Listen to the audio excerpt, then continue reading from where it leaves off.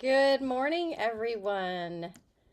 We are so happy to have you join us. We are going to be starting the webinar in a couple minutes. We're going to wait a couple minutes more for folks to get logged in.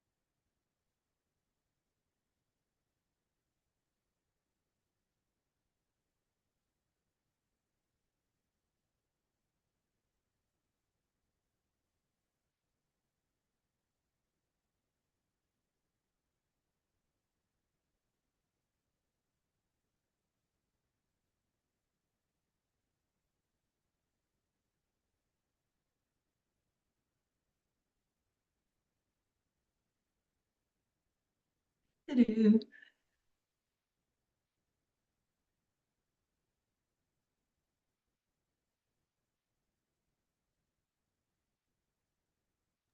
It's always fun in Zoom when you start talking and realize you muted. How come my joke didn't land? Because no one heard it.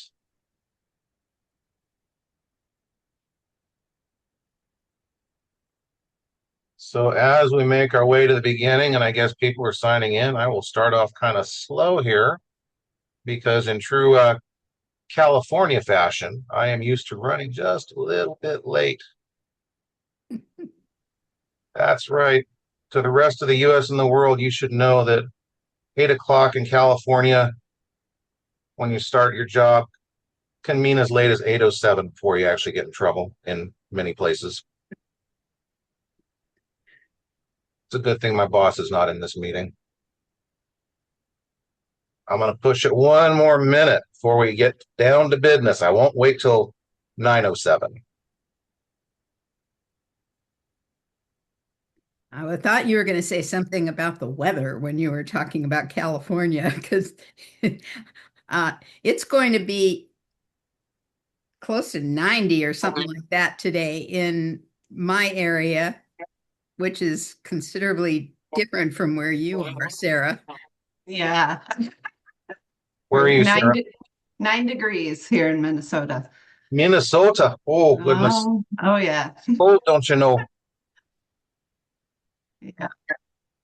Well, it got pretty cold here, too. I mean, I think it got down to like 65 yesterday. I had to put on long johns, and it was just terrible. By the way, this is a fake background behind me. That's not really California. In fact, I don't think the fake background is California. I think that's probably like the Bahamas or something where it never gets cold. Less than a minute to go. How many people we got in here now, Miss Jackie?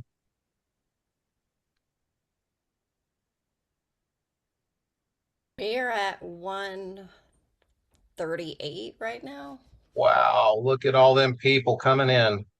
That is awesome. I'm glad so many people are coming and joining us this morning because the way I look at it, if I got to get up this early, others should have to as well. It's Saturday for crying out loud. So Marcia's trying to get, she's asking for the link on her phone, but I have the link in the email. John, do you have a panelist link on your text? He sent it to me in my email, but let me see if I can forward it to my phone and then forward it from there. So, folks, we're going to be at another minute.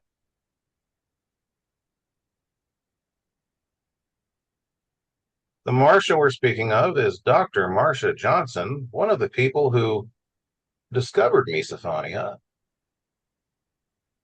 about 25 years ago or so, and is the president of the Misophonia Association. Quiet clap. And I'm trying to forward an email to her. That's why I'm stalling.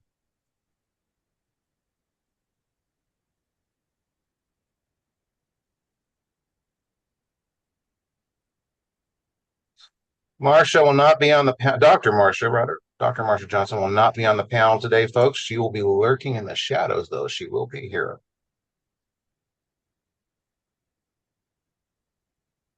Well, let's see if I can multitask. Is the text coming up? So let's gradually get started here. Welcome, everyone, to the first free online misophonia clinic of 2026. Today's clinic is presented by the Misophonia Association, and I am part of the board of the Misophonia Association. My name is John Smoot. Some people call me Smooter, just in case you need that frame of reference. Founded in 2013, the goals of the Misophonia Association are education, advocacy, research, and support for the misophonia community. The Misophonia Association is also proud to hear me stutter on one cup of coffee on a Saturday morning. The Misophonia Association is also proud to announce that we are about to sign the documents to finalize the 2026 Misophonia Convention. We're calling it MisoCon 2026, of course, and it looks like we'll be doing it October 22nd through October 21st. Excuse me, that's backwards. October 22nd through October 24th in Tulsa, Oklahoma. Again, we're about to sign the documents, so don't start booking those flights yet, but we will put out more details as they become available. Now, if you would like to help financially support the Misophonia Association in its efforts to serve the misophonia community, please visit our website at misophonia-association.org and click on the link that says Become a Member/Donate at the top of that page. Among other features, such as a provider directory and a support group listing, our website now also has a blog, and we continue to offer an all-access subscription to our convention videos, so be sure to look into that and sign up. And definitely make sure to sign up for our mailing list when you check out our website. And now, without further ado, I'm going to let these good folks introduce themselves. First, we have Dr. Jaelline Jaffe. Okay. Good morning, everybody, from wherever you are in the world. I looked at the registration list and saw people from all over the country and various places outside of the country. So welcome. I will introduce myself, and then your other panelist will introduce herself, and then we will get to the questions that you sent in. So I'm Dr. Jaelline Jaffe. I'm located in Southern California, where it is going to be hot today. I've been in practice for 50 years as a psychotherapist. I just celebrated my 50th anniversary. The last 20 years or so, I've been working with people with sound sensitivity problems, such as tinnitus and misophonia. I am co-founder and board member of the Misophonia Association. And I have presented at every Misophonia convention since we started, which was in 2013. And I've also presented at Misophonia conferences in London, Warsaw, and later this year, I'll be in Germany. I've worked with hundreds of people of all ages with misophonia and developed a training program for other therapists to try to get more people on board in terms of helping, because we know how hard it is for you to find people to be of assistance. And later on, I have an upcoming book called "These Sounds Are Driving Our Family Crazy," which is a parenting book. So, okay, that's it for me. Turn it over to you, Sara. Hey, good morning, everyone. I'm Sara Barrick. I'm a licensed marriage and family therapist and somatic experiencing practitioner, and I have a private practice in Minnesota. I specialize in misophonia and trauma healing. I myself suffered from misophonia for 25 years and found relief 6 years ago. So since that time, I've not had a fight-flight response to my former triggers, thanks to in short, memory reconsolidation experience, through which my nervous system unlearned those things as representing a threat. So I'll just take a minute or two, just kind of how I conceptualize misophonia, so that when I'm answering your questions, you understand my answers in the context of how I view misophonia. The first would be that I view it as a syndrome. So syndromes have a cluster of symptoms that tend to go together, but they don't tend to have a universal or singular cause or cure. So other syndromes, fibromyalgia, major depressive disorder, OCD, irritable bowel syndrome, those are examples. We see the symptoms that people share at the tip of the iceberg, what's visible, but what's not visible is the base of the iceberg, and that's what we really need to discover and address to get to a better place with the syndrome. So, and then secondly, I work with misophonia as an implicit learning. So in other words, the fight-flight response happens in response to triggers, whether those are auditory or visual, because the sound or the visual represents a threat to the person's nervous system. So the nervous system's response or solution to threat is fight flight. So deep and lasting healing happens when the threat association is unlearned, and therefore fight flight's no longer necessary. So I know today we're focusing largely on coping strategies, which can be considered more Band-Aid kind of strategies. But I will say, if you're implicit learning coming from that model, if it is along the lines of the sound means I'm helpless, or the sound means I'm trapped, or it means I'm headed for overwhelm, that actually practicing some of these strategies can be part of the scaffolding to that unlearning of them as a threat, because you're doing something counter to the current belief of your nervous system. You're practicing agency. So, okay, enough on that. Hopefully that will minimize having to repeat things with other answers. So. And before we jump in here, Dr. Jaffe had wanted to remind you folks that sometimes voices can be triggering and sometimes voices can be just annoying. But in any case, if you want to know what we're saying without having to actually listen to us, Zoom does have a caption function. And Zoom also does a lot of updates we don't all seem to get at the same time. But on my version of Zoom, you would move your mouse to the bottom, and then the menu will come up and you see a section that says more. And then you click on that and you will see show captions as one of the options. So hopefully whatever you have on your screen, if you need to use that option, is something like that. If not, I trust you're all able to find it on your own. And we're going to just jump right in from here. So we might be doing things a little different from what you're used to if you've been to some of these panels before. First question comes from someone who has misophonia. And they said, I've been following the mesosphere for years, reading everything I can get my hands on. Is there a cure in sight? Let's just jump right to a big question.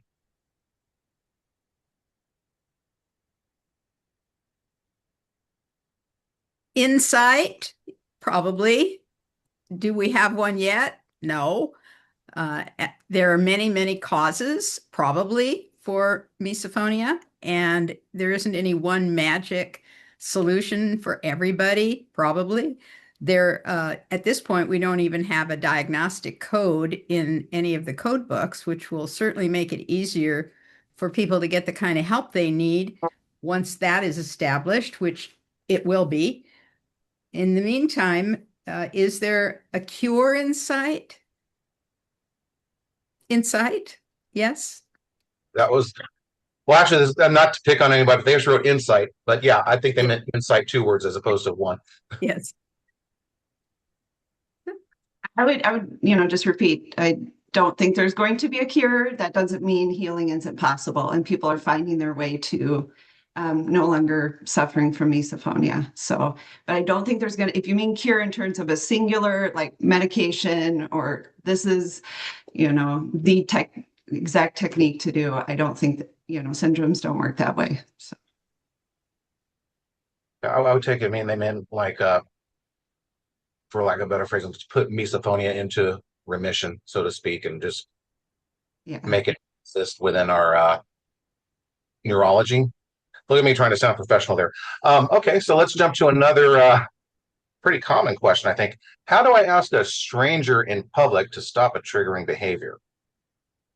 What's the best approach to that, in your opinions?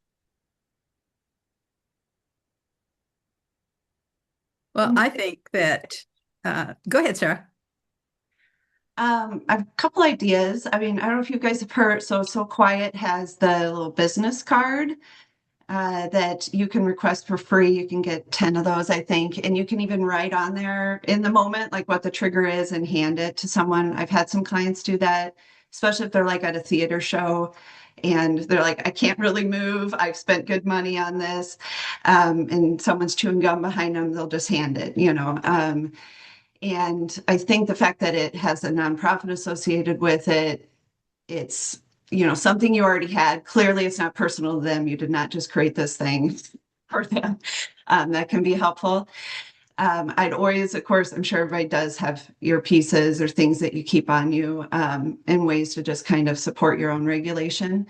But my kind of line would be, you know, just kind of strange as it seems, my nervous system processes gum chewing just like nails on a chalkboard or a knife scraping a plate. And would you be willing to not, you know, do that while we're in this line together, or hold off or something like that?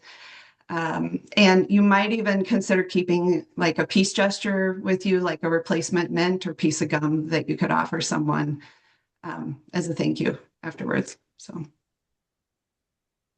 I have heard of people doing that. Dr. Jaffe?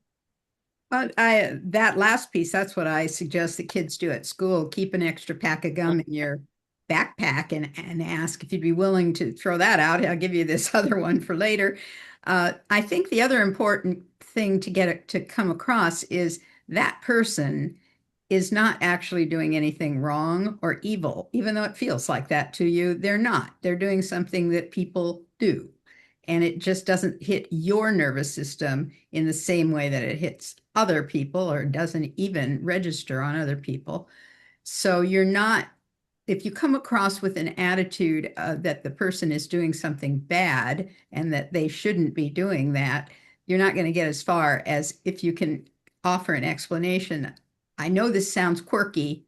I have an issue with this. It's not your fault. It's not anything you're doing wrong. And I'd appreciate it if you wouldn't mind. Could you please stop doing that thing, whatever it is?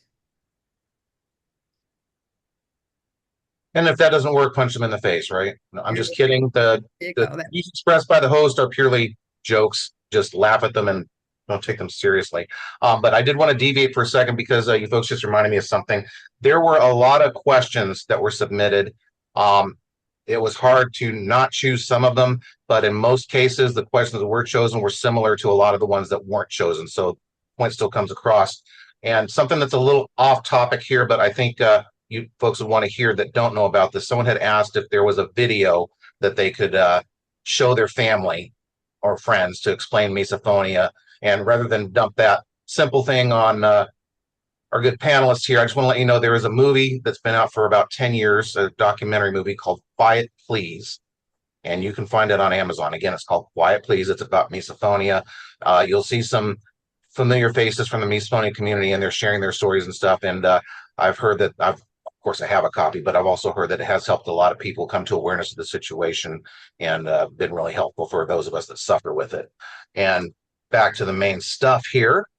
Well, may I add one thing to that? So that movie is really helpful. Even the trailer for the movie is helpful for people who do not have misophonia.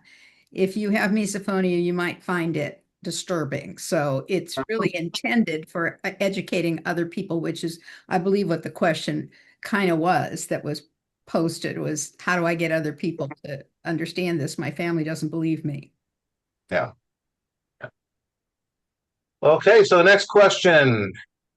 How can I overcome my triggers, such as sniffling, so I can be around my family? I'll toss that to you, Sara.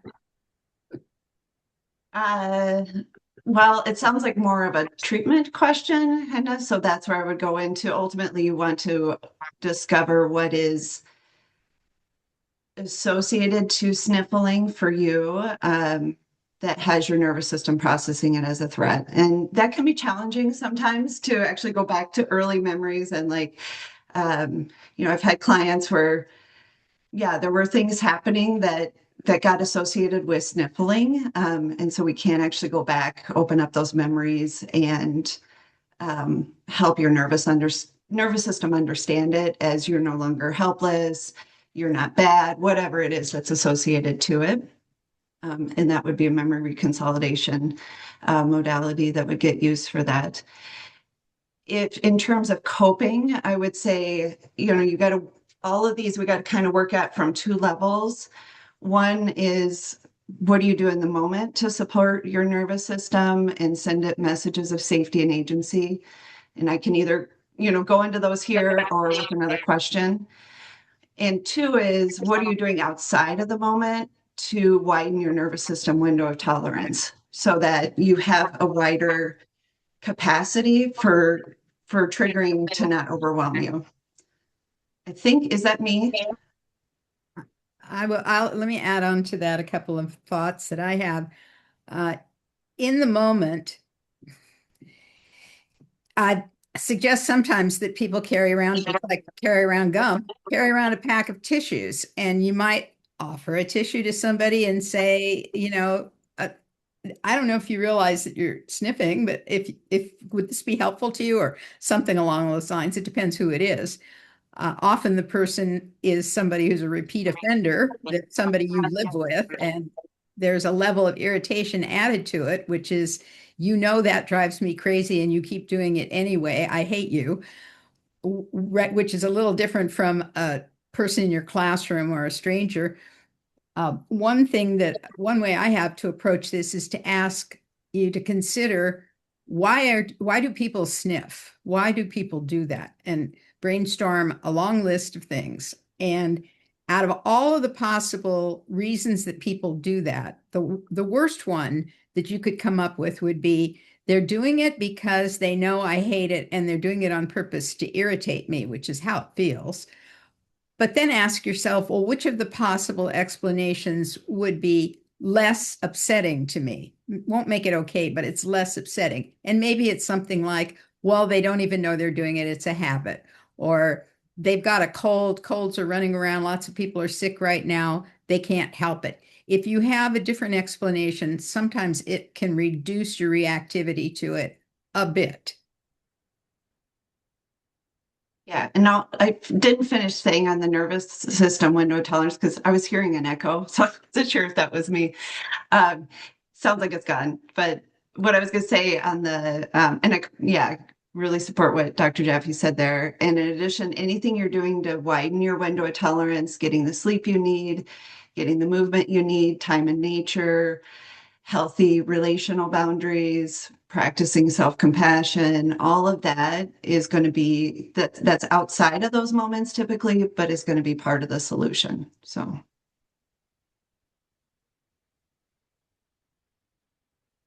John, do you want me to name off some coping strategies at this point, or? Absolutely. You know what? We've got 90 minutes, folks, and I don't want anybody to feel any time. Well, it's a little over an hour now, so we're moving right along. But don't feel any time pressure. Say what you got to say, and when we get to the point where time is an issue, if that should happen, I'll let you know to start talking like a chipmunk, as I apparently was doing earlier before the session started. Okay, well, obviously, because these kind of apply more broadly just to misophonia moments. I'll just share maybe what my top 5 are for giving to people. My favorite strategy for just regulating and kind of giving your body messages of safety is cold. So cold is calming to the nervous system. So I encourage people always, if you can have some ice water handy for drinking or placing your hand on, or you might just, bring it to your face.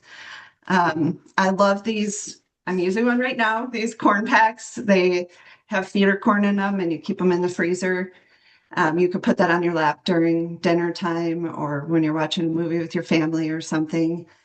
If you really need a distraction, like in an airplane or something, hold a piece of ice, ask for a glass of ice and hold that. I also love, they make these cold rollers that you can keep in the freezer and use. So those are, and then Minnesota, you can just step outside also to regulate. My second would be positive tactile input. So I like this. I'm not a sponsor of any of these things. So they're just things I've come across. This massage roller that's bumpy and kind of using this on your forearm or your thigh. Or you could do deep pressure massage The nervous system tends to like that deeper pressure. And with any of these, one of the keys is to really focus on the sensation of the tool you're using or the thing you're doing. Havening touch, I don't know if people have heard of that. There's kind of 3 forms of self-havening. One is the hands, kind of a washing motion. One is crossing the arms and brushing down. And one is on the face. So they found that these forms of touch send, safety chemicals to the body or messages. I had a client just recently tell me about these sensory stickers that they have like bumpy edges. Yeah. And so you could put it on your laptop or the back of your phone or something. And if you just need to bring your attention right to something in your control or more neutral, feeling that sensation. And then my favorite stress cube, whatever ball is the Nido cube, has really nice density to it. So you get to kind of have that satisfying resistance. My third would be have a breathing strategy. Lots of those out there. People I'm sure know, but maybe I'll just share my favorite, the double inhale, which would be breathe in through your nose, hold it for a moment, do another inhale as much as you can, and then slow out through your mouth, and repeating that a few times. My fourth would be outlets for the fight flight response. That can be tensing and releasing muscles, just really consciously tensing your hands, your toes, wherever. Focus on that tension and then relax it, but keep noticing that area of the body, because noticing that contrast is part of what's telling the nervous system we can relax, we can settle down. You could press your feet into the floor, focus on that. You can press your palms into your thighs. Any moving or stretching, you can do it more subtly with stretching, but just any moving you're doing to interrupt bracing is going to be sending more messages of safety to your nervous system. And then the last, Dr. Jaffe's kind of touched on this, just being mindful of your internal dialogue. We're going to have those thoughts that show up that are like judging ourselves, judging the other person, and just trying to have a mantra that's more neutral, like I'm safe, I'm in control, what are my options? 5 more minutes, I can do it, things like that. So those are kind of I think for people to have just a few things that are like, what can I do to, help my nervous system know that we're safe, we have agency. So. Okay. And those, of course, those are, of course, in addition to like any sound buffering or taking a break or advocating, and I know we're going to talk about advocating more too. So, okay. Sorry, Dr. Jaffe. Oh, that's okay. So I'll tag on to this since you had that nice list there. I'll tag on to that. Yeah. I do different versions of many of those things you just said. There's a breathing technique that I use, which comes from DBT, dialectic behavioral therapy, which is to inhale something and exhale more. And the chemistry of it is that when we exhale more, it shifts the ratio of oxygen and carbon dioxide in the brain. It causes the brain to switch from the sympathetic, that's the fight flight system, to the parasympathetic calm down system. So you just take a few breaths, 5 and 7 or any numbers, inhale, and then exhale more, and it'll calm your system down. The challenge with that is to remember to do it. And so I suggest that people do it throughout the day by tying it to something you already do many times during the day, which for most people is this. So every time you pick up your phone to do anything with it, remember, take a breath where I inhale and then I exhale more. So that way you're doing it on an ongoing basis throughout the day. And then you're more likely to remember to do it when you're starting to get stressed out. It works very quickly. When I do it with kids, I call it magic breathing. Another couple of versions of that sensory stimuli sort of thing, any kind of massaging, this is something you can do in public because people do this all the time. People kind of rub their hands. A lot of times if you're sitting around with a bunch of people, someone will take out a hand cream and do something with their hands and they'll hand it to somebody next to them. So it's a very easy thing to do visually in public. You can do the same thing with your feet, not in public. You can do that with your ears, starting at the top of your ear, and you just kind of go down and unroll it, sort of all the way down to the bottom. You can do that in public too. If you lean your elbow on the desk or something like that, you can just be sitting there tugging on your ear, because the nerves end. They don't make a U-turn. The nerves come off of our spinal cord, and they end in the farthest places they can get to: hands, feet, ears, top of the head. So here's another little doohickey that I keep nearby, which is this thing. It feels incredible. I don't know how it feels to a John head, but I don't know if it makes any difference, but it feels really, really good. They're very inexpensive. I'm not a great fan of supporting Amazon for all purposes, but you can get like 3 of these for $10 or something like that. I've got them in every room. They feel really nice, and the system, it helps calm down your system. Things like that are helpful, along with the cold, which is great. There are some other things that are similar to that. Another a version of something else that'll calm your system down is called the Lazy 8, which is, you can do it on paper. You draw a big X, and then you close in the side so it looks like an infinity sign, and you trace it with your pen or your pencil or your finger slowly and mindfully, and then go back, trace it the opposite direction. You can do it on top of your thigh with your finger. You can do it when you're standing in line, with just in the air with your hand by your side. There's something about the motion of going from one side to the other. It's crossing from the right side of the brain to the left side of the brain. It somehow manages to help your system balance itself. So there are all kinds of tools like that to calm yourself down at various times when there's something that's throwing you off. So I'll stop with that. Next question. Oh, okay. No, I was just going to add,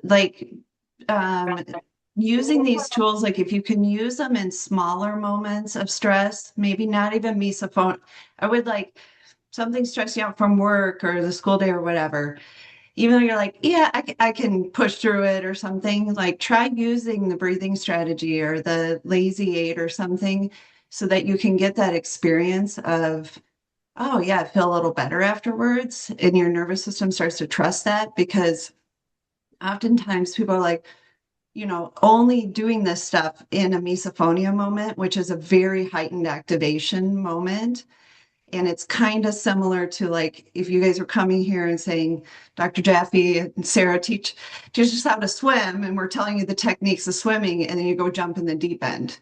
And I'm trying, I'm kicking, I'm moving my arms, it's practice it in the shallow end, get that muscle memory of the technique, so that then it can register, better in that moment. So, okay. good analogy. Thank you. Deviate for a second here, because there was a distraction earlier. It's called me, and I want to apologize. I see my friend Lyle is in the chat, and he's asking, John, you okay? I guess I look like I was having a conniption.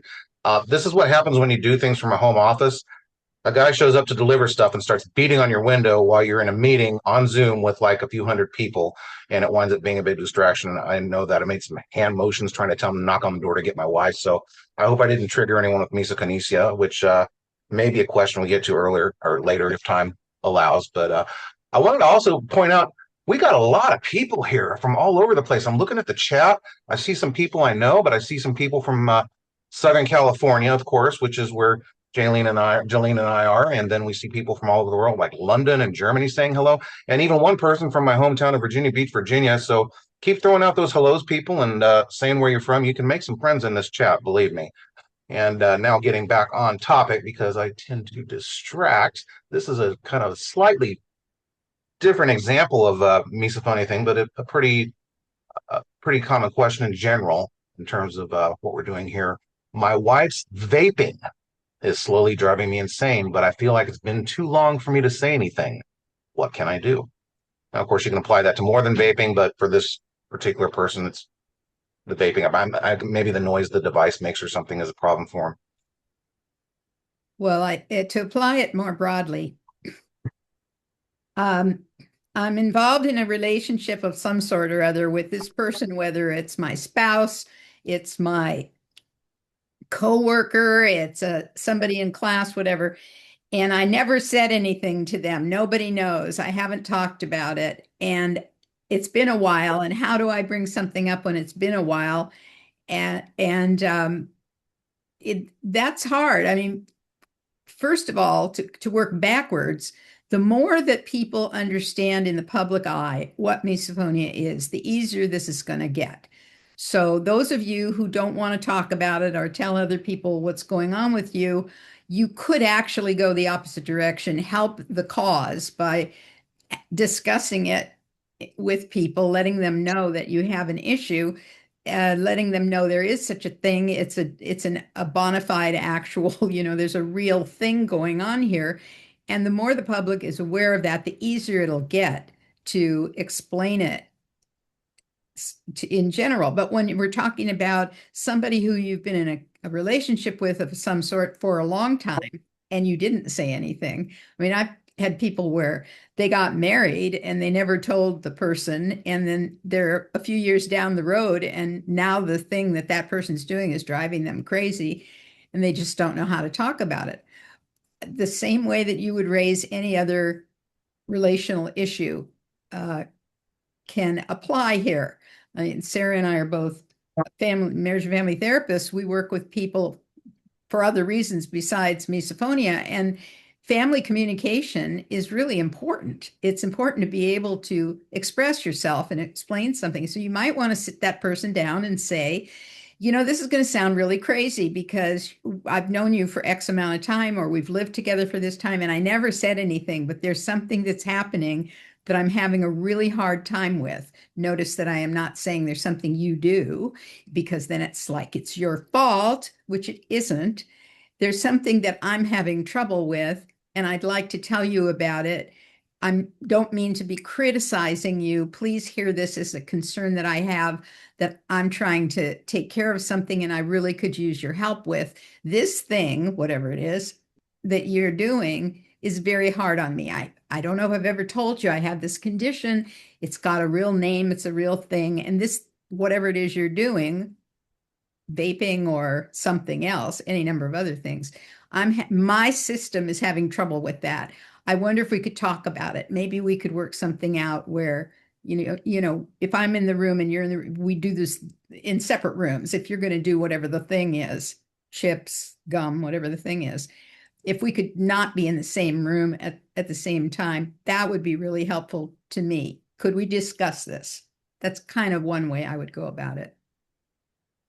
Yeah, I love all of that. And you might, most likely, partners, when you don't tell them what's happening, they're still picking up somehow on your distress, and then they're trying to make sense of it. And so you might think of it like you're doing them a favor to help them connect the dots. And, I love that way of framing it that Dr. Jaffe talked about, really using those I statements. You might additionally just kind of be curious, like, what does the vaping mean to you? Like, is there kind of an association, like maybe your partner vapes more when they're anxious?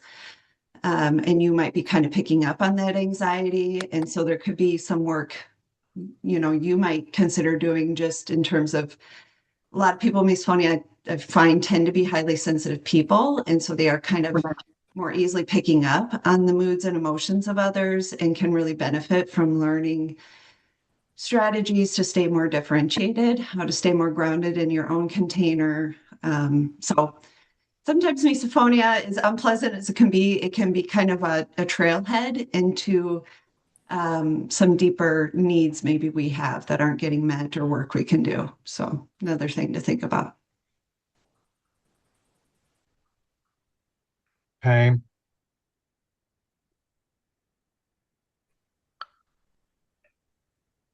Okay. Here I'm going to ask two questions. I kind of combine them because they seem to go hand in hand. I did that a few times here. So the first is, how do I help myself from lashing out when noises anger me? I have suffered for 43 years. That's a long time to wait to wait to ask a question like that. And then the similar related question, what advice do you have for me when my lid is flipped and I desperately want to regain control, but I feel panicked and unable to cope? Well, Sarah and I both talked a little bit about ways to calm down your neurological system, and those would be good things to practice, as she mentioned, in the shallow end of the pool. Uh, if you can give yourself the opportunity to learn some ways that work for you to calm yourself down, to center yourself, to relax your neurological system, relax your body, it will help. Yeah, I would, all the strategies we named previously, a couple others I'll name because these are ones you can use. The ones we previously named were more in the moment of triggering, but let's say you leave that moment, you're still very activated, or you're dealing with anticipatory anxiety. You can have some more options. One of the more I don't know if extreme is the right word, is using the diving reflex. I don't know if you guys have, any of you have heard of this, where you fill a bowl of cold water and you take a breath, hold it, and submerge, dunk your face in the water and just hold there for a few seconds and then lift your face up again and let your breath go.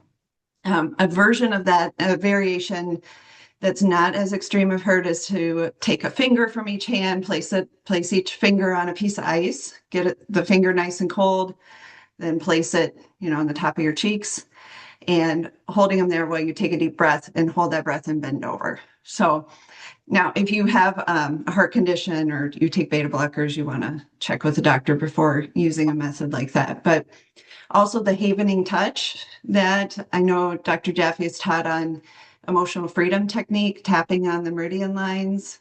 These are things you can Google and find videos on how to do. If touch from a partner or maybe parent to child is helpful, we can just kind of maybe place an arm around a person, kind of hold them in a little bit and just noticing that sense of support. Weight can also be regulating to the nervous system if you have a pet. Here's one more little tool I learned of recently. This thing has weight in it, and I see they're selling them kind of at DisW in different places where they put weight in the stuffies. Or you can hold weights, on each arm. Bilateral stimulation is another for regulation, or you can Google bilateral stimulation music. You have to wear headphones or earpieces with that, so the beats are going back and forth. And the last one I've listed, or in mind, is virgins. And you could Google that, but you're just going to look at something close for like 5 to 10 seconds, and then you're going to look about 10 feet out. So you have to position yourself either in front of a window or a larger room, and then look close again, and then look out.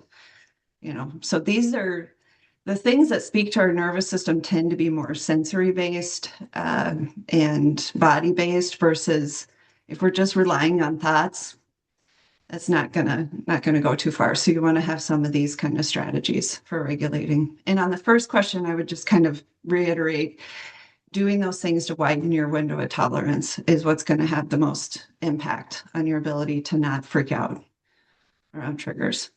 So let me tag on to that with something else that has to do with a thought sort of way of approaching some of this, which is we can't pay attention to everything at the same time. It's impossible. There's something like 200 billion bits of information coming at us at any given time, according to scientists. We can't pay attention to everything. And so we pay attention, we have selective attention. We pay attention to things that are bothering us, that hurt, that make us laugh, things that touch us in some sort of a way, our mood. What we pay attention to is going to push out the room for paying attention to something else. So if there's something bothering you and you get focused on that thing and you cannot drag your attention away from it, you're just driving yourself into that corner. If you can get yourself to think about or attend to something else. Put your attention on something else. Move away from, it's like if I said to you, don't think of a pink elephant. That isn't how our brains work. Think of something else, focus on something else. It will help you begin to get a little distance from the thing that is driving you crazy. And then you can apply some of these other techniques, these other tools to continue to calm your system down. It's a very simple and kind of obvious thing to do if you get a grip to do it. Thank you. Similarly, with the swimming analogy, if you, that practice of redirecting your thoughts, if you practice it outside of those moments, so if you are practicing mindfulness, or what I did for many years before, that was part of my unlearning process, was doing a body scan every day.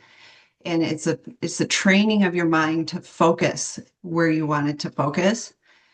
That takes practice. Again, if we're saying, I want to be able to lift this really heavy thing, well, you got to lift smaller weights and build your way up to be able to do that. So again, I just want to empower people to be doing the skills outside of the misophonia moments that are going to then set you up for more success when you're around your triggers.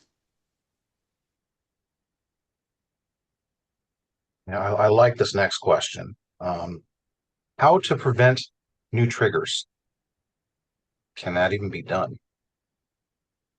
Yes. Short, Not a guarantee. short answer. One way to prevent getting new triggers is to notice what you're paying attention to. Notice what you're noticing.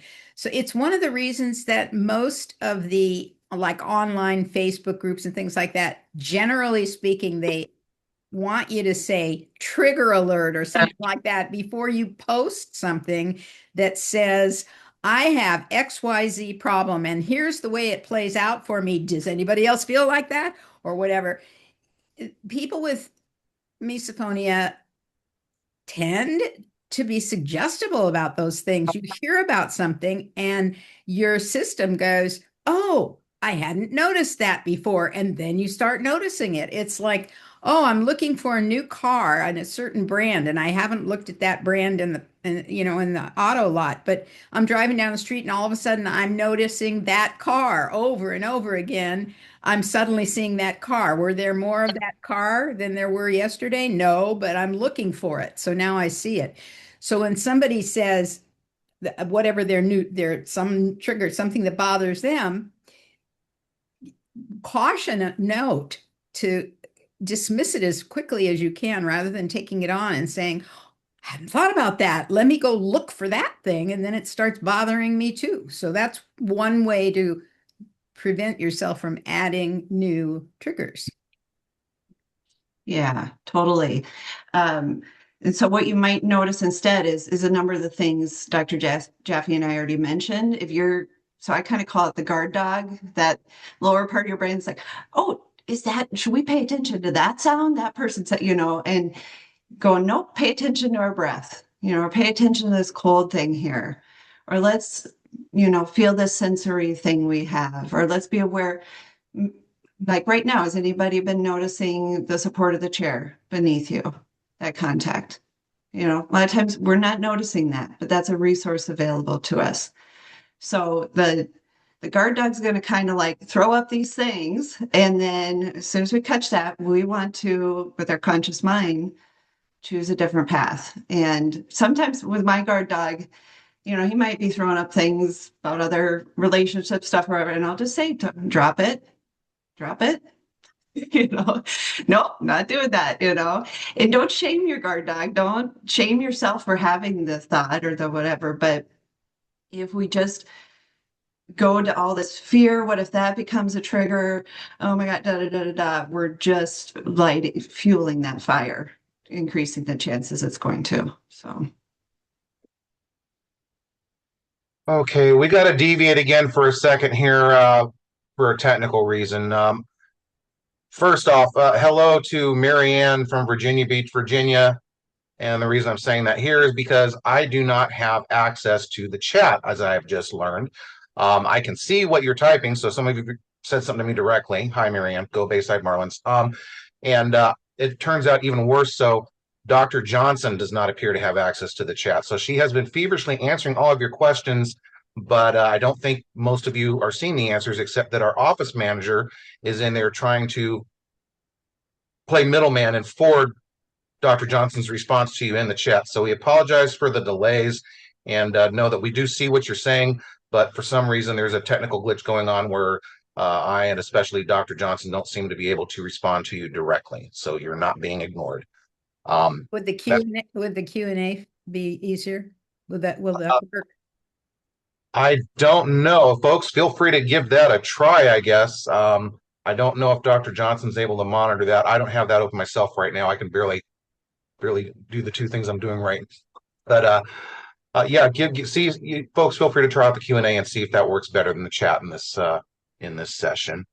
So back on topic, this is a group of three questions I've grouped together that I'm just calling it aging with misophonia. I think you get the basic gist. One person asked, do the triggers lessen with age? And are teenagers more sensitive to triggers considering puberty? Another person asked, is it common for misophonia triggers and anger or irritation to increase worse and worse with age? And lastly, a little more specific, does misophonia get worse with menopause and perimenopause? So, and I think those of us that have suffered with misophonia for a number of years can probably answer these, but you folks are going to have a lot more insight into that than we can give. So I'm anxious to hear what you both have to say about this. It's story. It's okay. Yeah, I'd say it's not the same for everybody. It depends again at what's at the base of your iceberg and if you're addressing those things.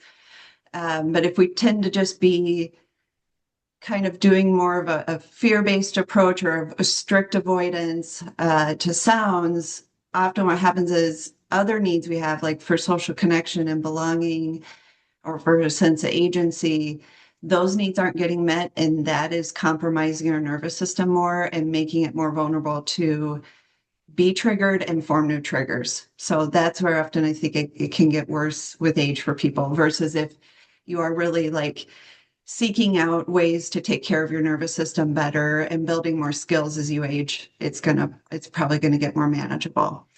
And then hormones in general, whether it's the teenage years or menopause or perimenopause, they are going to affect your window of tolerance and just have your nervous system not as balanced and able to deal with stress. So definitely it's a harder time with this kind of stuff. I want to say something about age. The name misophonia was coined, I think, 2001. Dr. Johnson, came up with the name 4S, Selective Sound Sensitivity Syndrome, before that. But it's only been about 25, 26 or so years that this has been recognized as a distinct problem, a distinct disorder, which means any of the people who are on this call or anywhere else who are older than that, anyone who had this problem when they were a teenager or a kid, and they are now in their 40s, 50s, 60s, whatever, you didn't have any help with this. This problem was not named or recognized. You were just a brat or overly sensitive, or you're just being rude, or whatever it was that got thrown at you as a reaction, is because nobody knew that you were not doing this on purpose. This was not volitional. And so you've had more suffering along the way, and you've had more years to build up an increased agitation over things you had no control over. Now that we know, I mean, I hate to put it this way, but kids and teenagers who now are being identified with misophonia are in a better position. They're gonna have more resources. It's more acknowledged.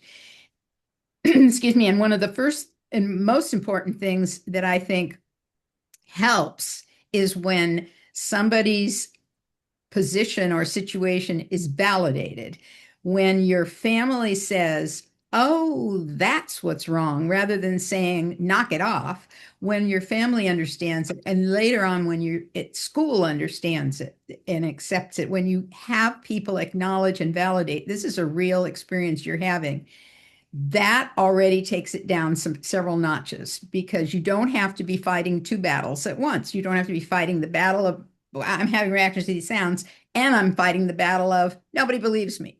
So when that piece of it comes down, it's a relief to the system. It gives you more power and energy to deal with whatever you need to deal with. So I think as people age, the people who are dealing with this now, children and teenagers, the more help they're getting, they are probably going to be in a different situation when they are 40 or 50 or 60 years old than the people who are currently 40 or 50 or 60 years old because of that history.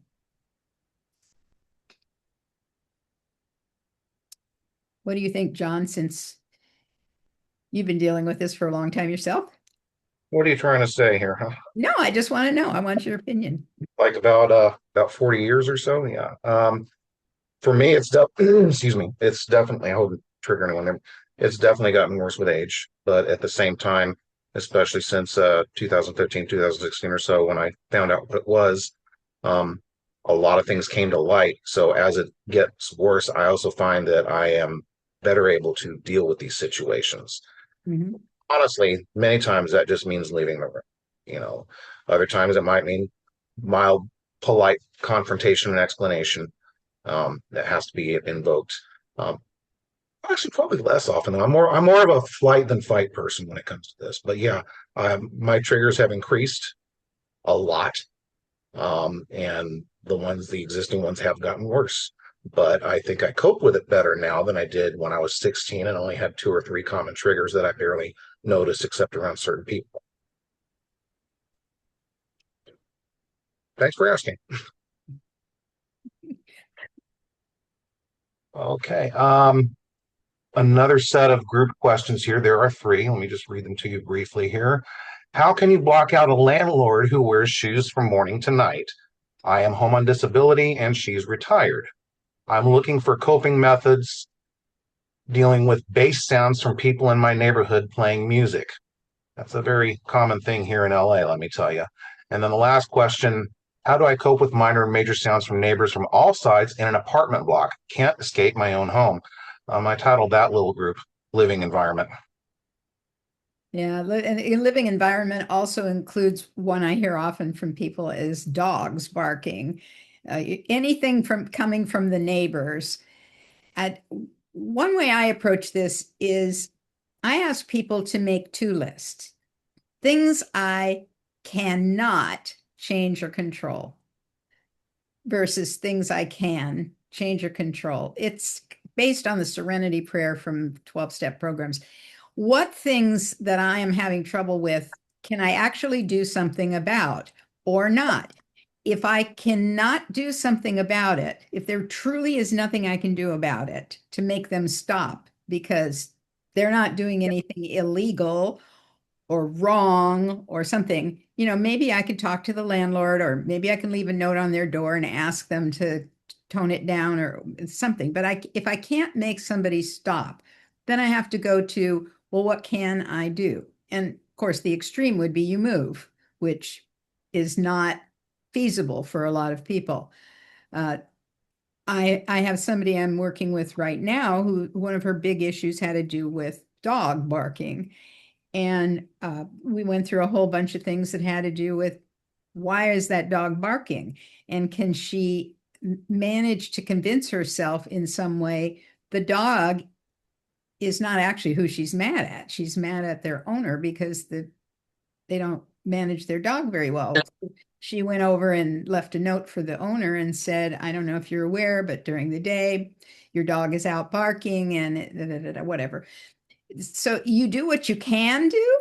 And I think if you bang your head on the wall over all the things you can't do, it's going to get worse. You just feel more and more agitated. So try to find something you actually have management over, and living environments in apartment buildings and even in single houses, but somewhere where you have neighbors, it's truly a problem. It could very well be a problem. Then I've had people say, well, I want to move away from all this. I'm going to go out in the middle of nowhere. So they go out in the middle of nowhere, and then there's something else that shows up as another sound that drives them crazy. So you want to do all the things you need to do to calm down your own system as much as you can, all those things that Sarah's addressed and so forth. And I don't know what else you would add to that, but I'll toss it back to you, Sara. Yeah, no, I was going to pretty much just say all the same things. One other, you might try just reframing the sounds, again, that this is the sound of connection, or I have like a group of birds that gather in a bush outside of my office and make a lot of noise. I think, oh, they're having a meeting, and then for me, it's like, it helps. It's a temporary, short-term thing, and how cute they're talking to each other. So but I'll add that, like, any of the things you're doing in that moment of activation to support your nervous system, to try to breathe deeper, use cold, put on background noise, move freely, all of that, it's fairly limited what it's going to do in changing your body's response at that moment, because the physiological response is already in play. But why you want to still do it is it's planting the seeds for the next moment, for your brain to start to go, oh, maybe we don't have to get as activated by this. Because last time, she was able to do some things to be a little more okay. So that's, I think, the hard thing is people are wanting the thing that's going to stop it right there and then in that moment. And that's not generally, there's very limited what we can do in that moment, but do the stuff that's healthy for you to set yourself up for more success for the next moment. And the repetition of that can get your brain to go, this doesn't represent helplessness, or this doesn't represent people don't care about our feelings, if we're practicing reframing these things in a more neutral way. So let me tag on to that. I think it's very important to notice what you tell yourself. The frame. If you are saying, I ask people, write down what you're saying. What is your self-talk? What are you saying about that thing? And it's usually something like, this is horrible. I can't stand it. It's going to get worse. It's going to destroy my life. I hate these people. They're doing this on purpose. They're awful, terrible people. All those kind of things that are running through your mind. Write them down and then look at them and ask yourself, is that literally true? Really, is it true? For example, what cognitive behavioral therapy calls catastrophizing, I call it neon. You know what a neon sign looks like? It's this bright, bold, draws attention to itself kind of thing. It is, are you explaining something to yourself in those kind of words? Because if you are, you can help yourself by toning it down, making it more pastel. Watch out for words like always and never and everybody and nobody and 24/7. People will say to me, this is going on 24/7. And I say, really? I had a kid who said to me one time, everybody leaves everything everywhere all the time. And this is what he said. I went back and picked it apart. Is it everybody? Really? Is it everybody? Well, no, it's my sister. It leaves everything. Is it really everything? Well, no, it's hers, whatever. Everywhere, all the time. I mean, we picked that apart to look at, is it literally true? Because we believe what we tell ourselves. That's why placebos work. When you have a medication trial and they give people a fake pill, but for some people it works. Why does it work? Because they didn't know they got the fake pill and they start convincing themselves that maybe their whatever it is going to improve because they got this new medication. Whoopee. And we believe what we tell ourselves. So watch what you're telling yourself and see if you can adjust it. If the neighbor is doing whatever that thing is, and you're saying to yourself, that's horrible. They're awful people. They're doing it on purpose. I can't stand it. I can't tolerate this. Well, you are tolerating it. You are standing it. You don't like it. It's very unpleasant. But when you tell yourself, I can't stand it, it makes it feel even more weighty than if you can reframe that. I don't like it. It's unpleasant. I wish they wouldn't be doing that. Can I pay attention to something else? Can I think about something else? Is there any place else I can put my focus right now, this minute? So that I just pay attention to what you're saying, because it is either going to help you or make it worse, depending what you're telling yourself. Totally. It's impacting your physiology. You're not always aware of it, but you're sending more threat data to your nervous system. If you're telling yourself all the doom and gloom stuff, then you're tightening more, you're evoking fear, panic. All of that is just more reinforcement of this thing as a big deal. Pay attention to it, have a big fight flight response to it. So, yes. Okay, another technical deviation here. Sorry, folks, but this is a little more positive. Our wonderful office manager has, rerouted some wiring and stuff in Zoom, I guess, and now it looks like Dr. Johnson and I are both able to respond to you in the chat. Now, that doesn't mean we can respond to every single thing in there. We're trying, mostly her. I know most of it's directed toward her, and she is feverishly trying to cover everybody. So that's working now. And on another note, something I saw in the chat, I know that some people are triggered by the mention of triggers, or they develop triggers from that. And I want to apologize. We try to be sensitive to that, but the simple fact of the matter is it's really hard to talk about misophonia without the at least occasional mention of triggers. But I would like to offer a solution from earlier, in that you can enable closed captions on this and mute us if reading this session makes it any easier than hearing our actual voices and the specific mention of certain things. And we'll avoid that as much as we can, but there's just times when something specific does have to be mentioned in this type of discussion. So I apologize. Please work with us. We're trying to work with the community here. Next question kind of relates to the last group, I believe, but not too directly. Due to triggers causing repeated trauma, is it recommended for sufferers to live in a largely soundproofed environment if possible? We've had a lot of fun at the misophonia conventions with kids, with the teenagers, asking them if they could design the ideal home, what would it look like? What would it be like? How would it present itself? I think there are a couple of answers to that, and one of them comes from the audiology world, so it's really more Marcia's, Dr. Johnson's department. But the audiologists do not recommend blocking out sound completely. Somebody who has hyperacusis, every sound feels too loud to them. And if they completely block it out, if you're blocking everything out, then any little thing that comes in is going to seem even louder. So it's better in the long run, I think, and maybe Dr. Johnson will say more about that, I don't know, but I think it's better to be you can't 100% soundproof your environment anyway, probably. So can you allow certain sounds in and maybe have a sound in the background or something like that? Oh, you're logging in to reply to that one, huh? Well, you're getting into my area. I Yes, mean, I know. you're supposed to be psychologists and psychotherapists. And now, all of a sudden, the dragon lady comes out of the cave. So listen to me. There's a lot of theory in hyperacusis treatment, which is not misophonia and not related at all. There is a theory about not stopping yourself from hearing ambient noises and sounds.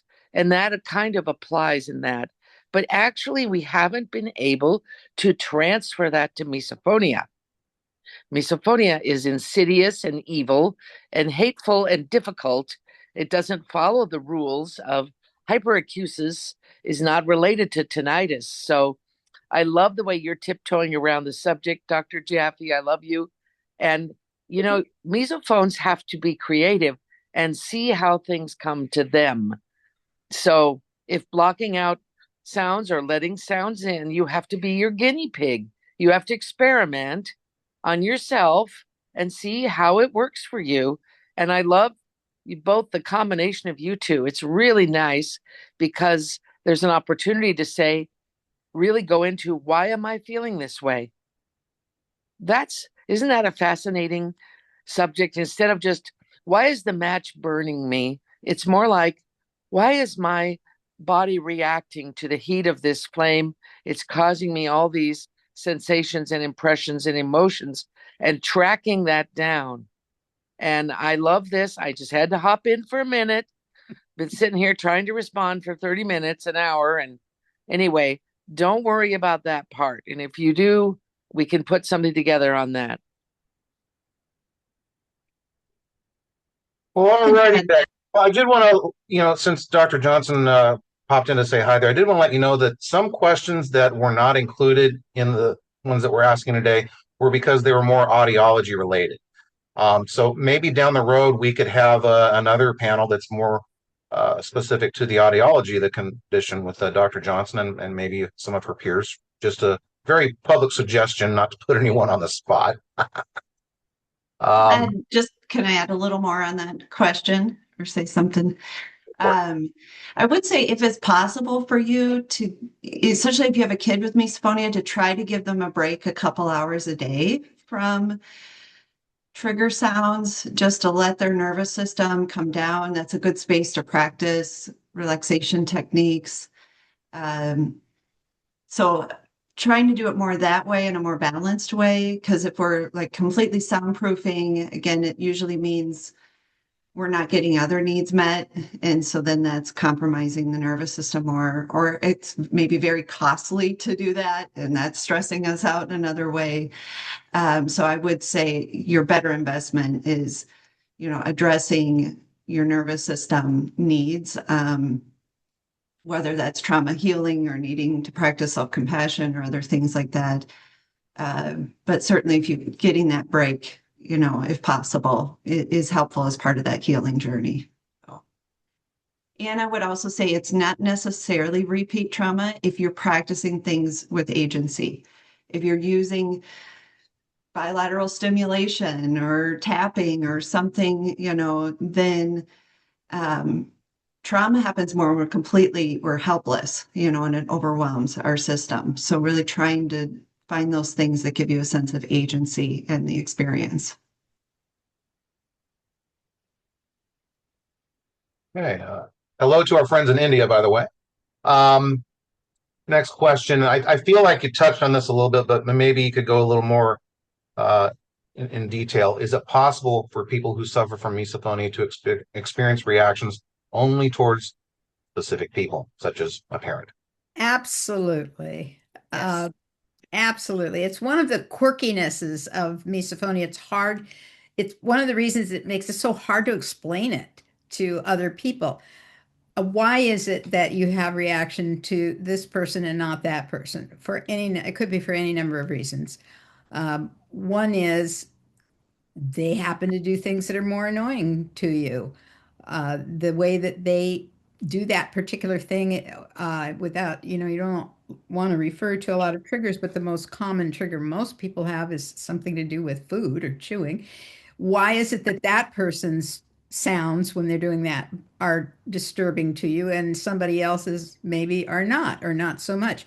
Part of it could be just the way their mouth is configured, the way that their tongue works, the way that their mechanism of eating happens to be different from somebody else's.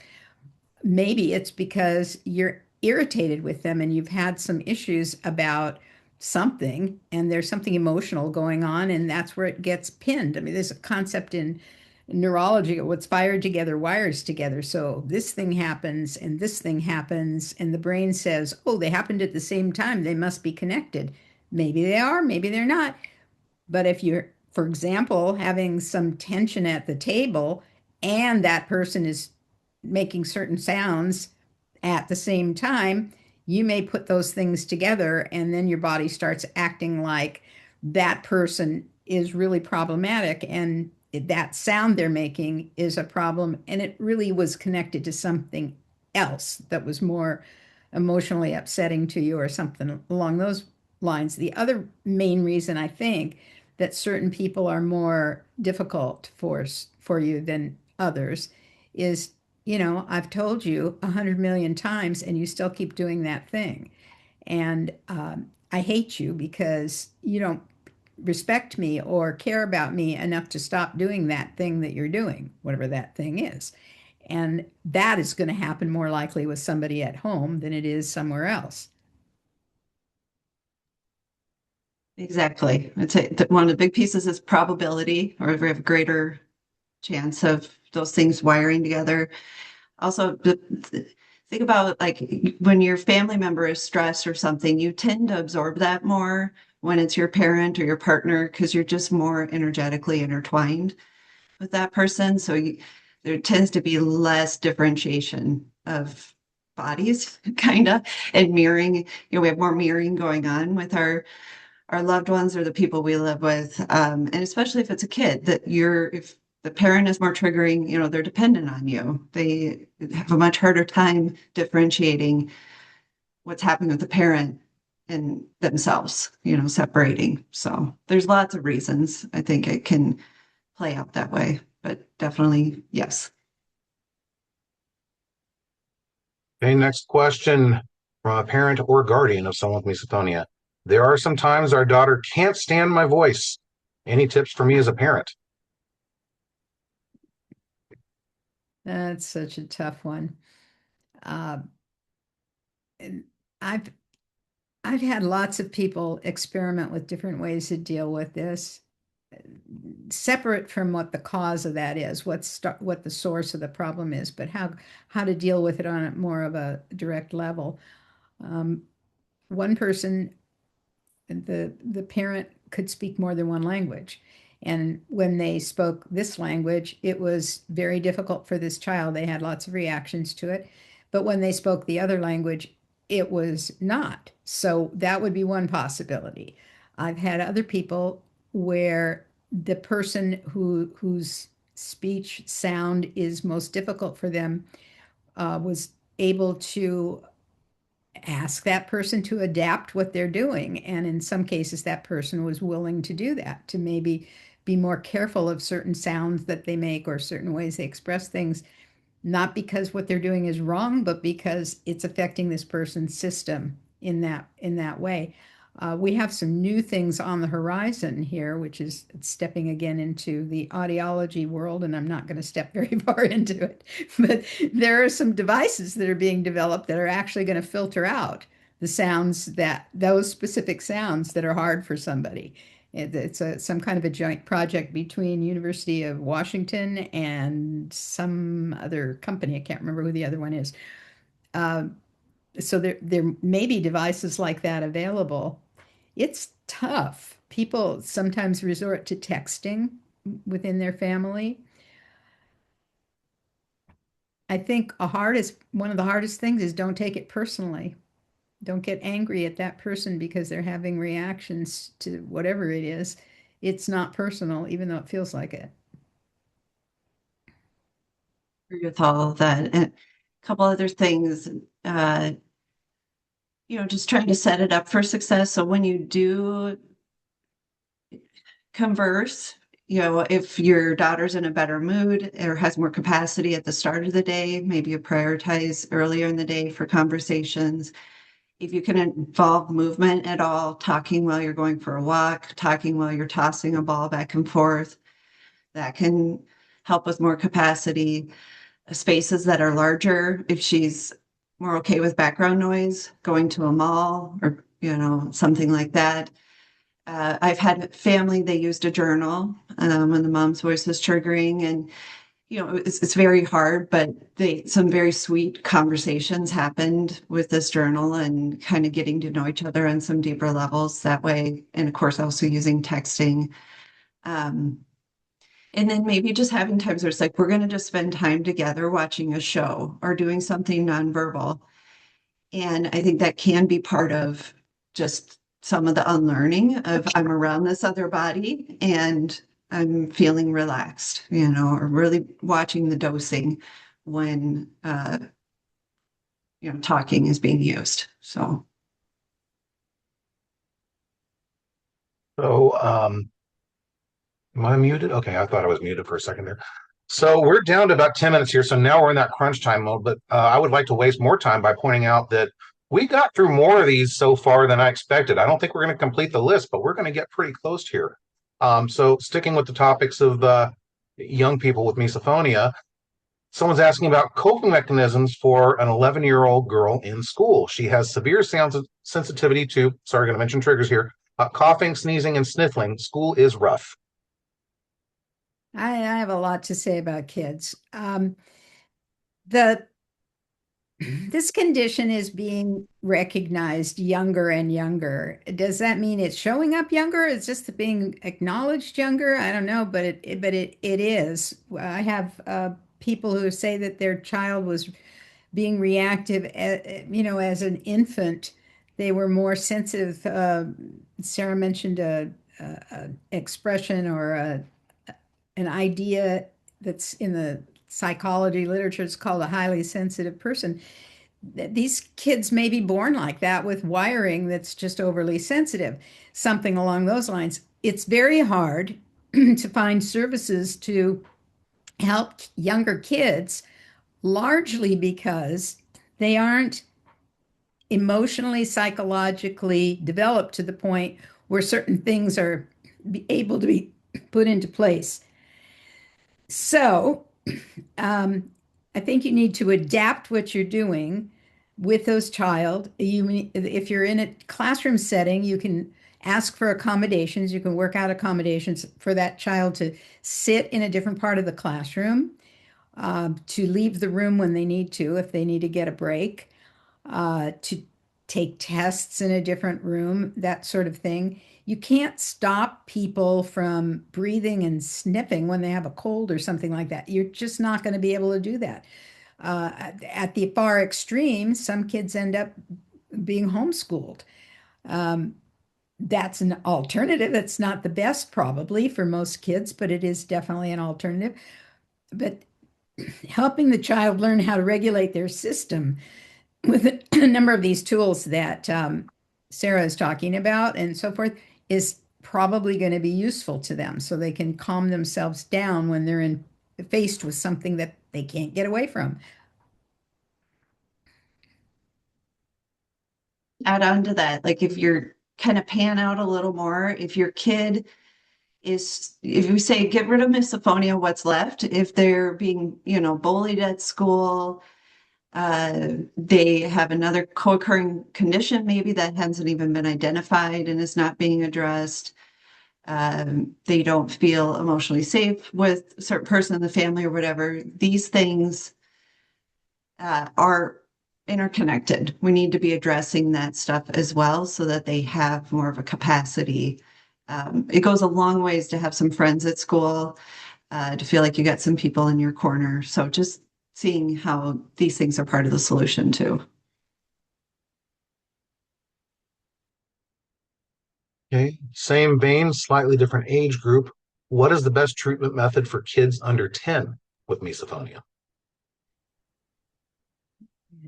So again, the brain development is different for there's something called Piagetian stages of development. It comes from the education field. Up to before age 12, the brain is functioning in a different way. It's not doing abstract, logical, concrete kind of logical thinking. It's more concrete. And when they're even younger, it's more sensory. There are some occupational therapists who are learning about misophonia and are able to do some things to be of assistance. That is a kind of a recent development in terms of possible treatment. Short of that, there are some ways that you can help your young child calm down their nervous system, build up their tolerance for things that are difficult for them. Art therapy or just even drawing, things like that is useful. Because this is such a a critical problem, and so many kids are being recognized younger and younger. I have a book called These Sounds Are Driving Our Family Crazy that's specifically targeting parents of younger children. And I have a little workbook in there with a lot of activities a parent can do with their child. That book should have been out by now, but it's in the process of some editing and it's like taking too long, but it'll be out soon.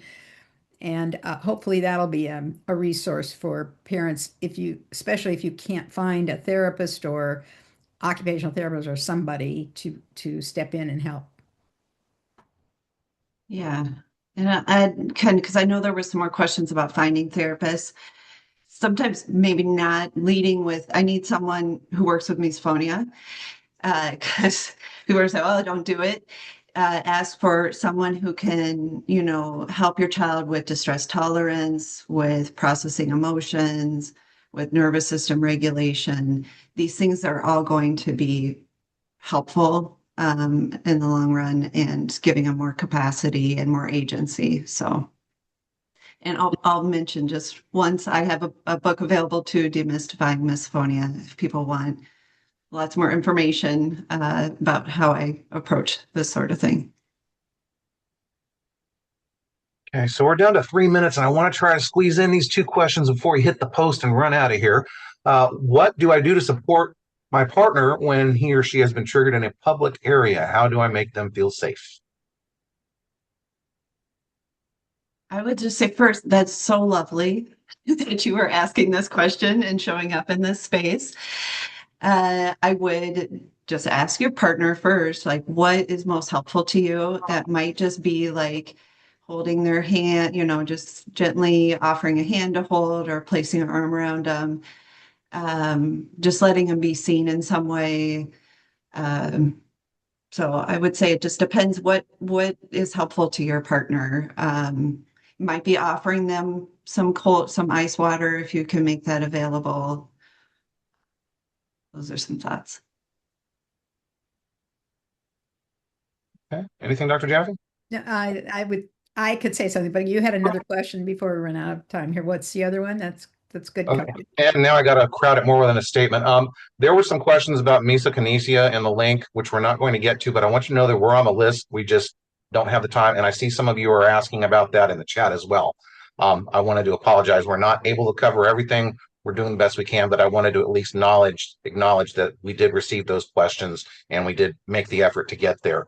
So it looks like the last question is going to be, when thinking about treatment methods like hypnotherapy, meditation, neurofeedback, or music therapy, I'm combining a little bit here, which are most proven?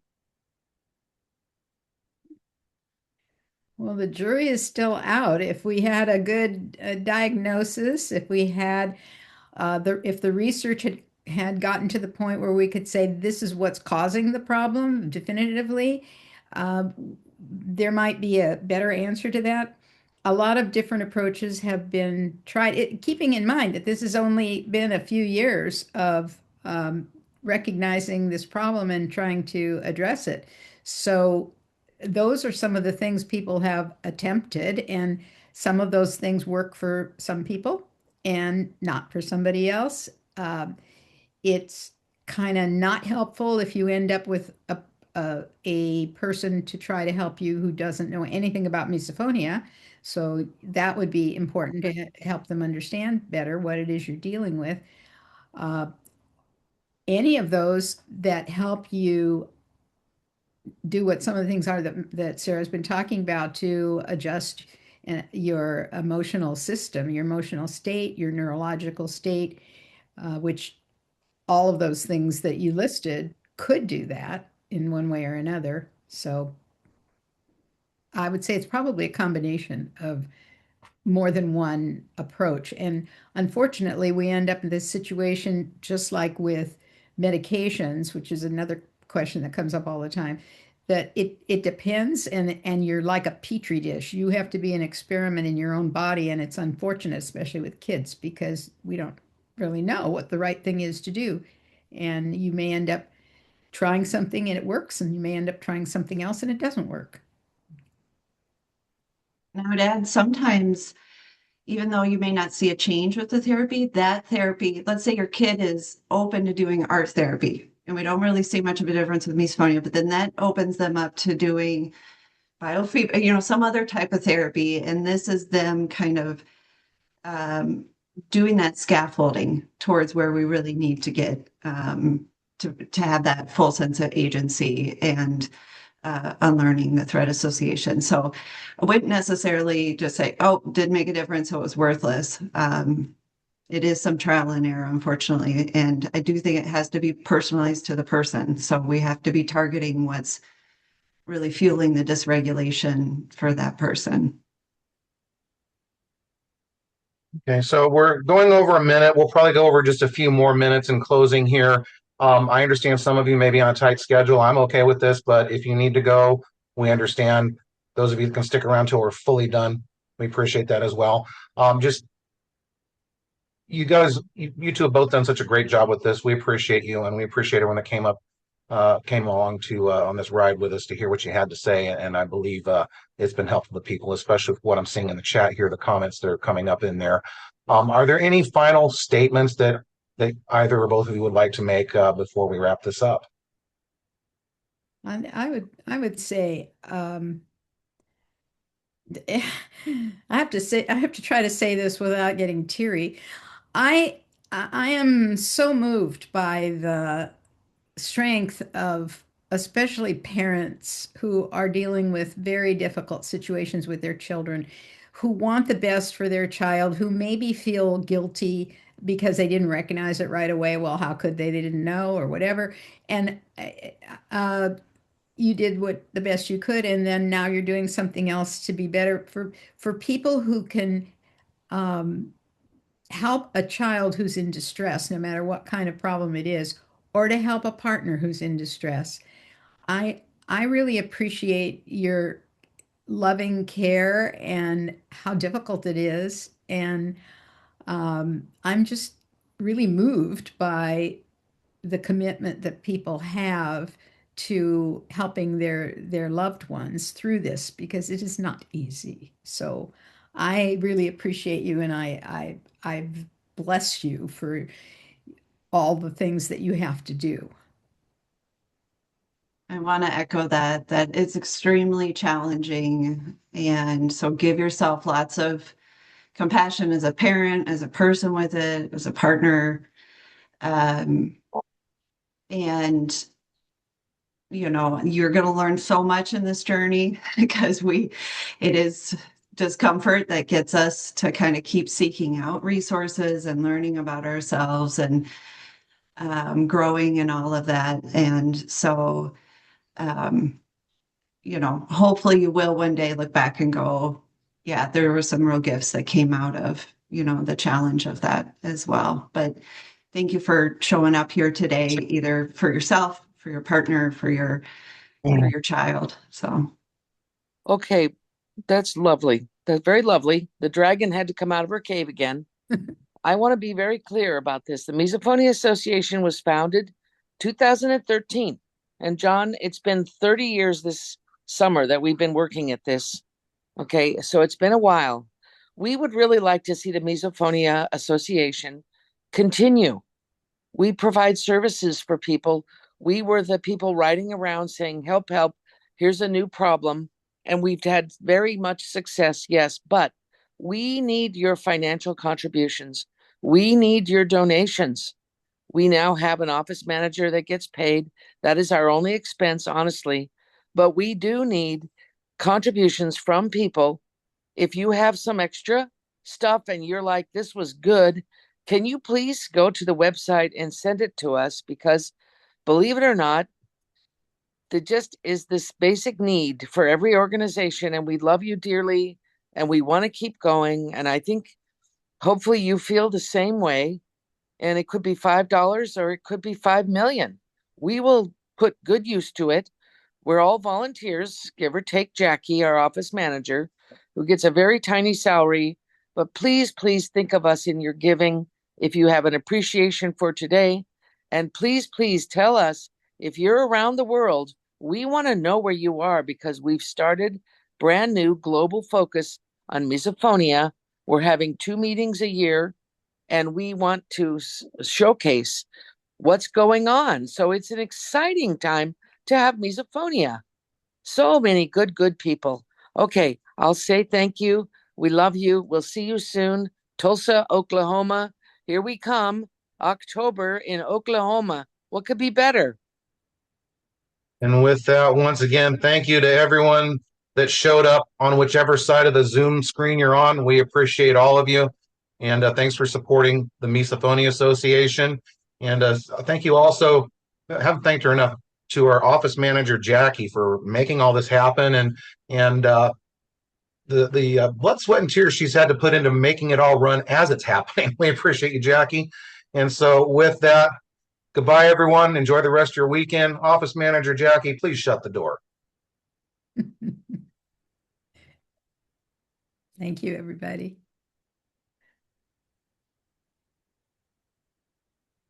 She's still here.